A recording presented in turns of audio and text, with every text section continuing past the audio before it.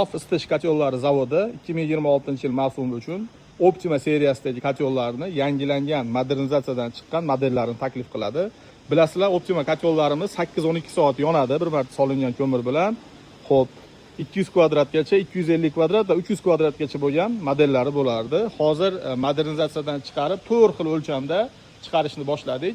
Demak, Optima kotyollarimiz 16 kilovat 150 kvadratgacha, 22 kilovat 200 kvadratgacha, 28 kilovat 250 kvadratgacha va 35 kilovat 300 kvadratgacha bo'lgan 4 xil modellar chiqyapti. Xo'p, juda katta o'zgarishlarga yuz tutgan Optima kotyollarimiz bir chekidan sanab beraman. Xo'p, komplektda turbo to'plam bilan sotib olsangiz bo'ladi. Maxsus sof kontrollerlari va ventilyator.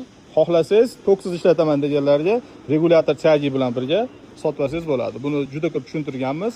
Xo'p, kotyol nima o'zgarishlarga yuz tutgan? Tashqi ko'rinishida rim bolt ko'tarish uchun bo'lgan, dizayni o'zgargan, ruchkalar juda ham sifatli, ishlashi, yopilishi, ochilishi qulay ruchkalarga o'zgargan. Mana ochilishi ham juda zo'r. Xo'p.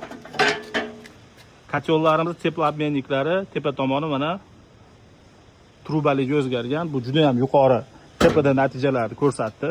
Bu mana ko'mir soladigan otsekda. Mana shu yerdan ko'mir solinadi. Pasi trubalik mana ko'rinyapti. Xo'p, pasta truba, tepa truba, o'rtada ikkita kaseta. Pastki tomoni kuldon tozalash uchun ochiladi. Juda ham mustahkam. Ichki o'zgarishlarida teploobmenniklardan tashqari olov tegadigan hamma joyi 4 mm li 0.9 G2S disklarga almashgan. Bu degani umri yana ham uzoq bo'ladi va hamma issiqligingizni o'zida olib qoladi. Yana bitta katta o'zgarishi, mana traynikda juda ko'p odam topa olmasdan qidirib bez traynik ham qo'yishib yuborardi.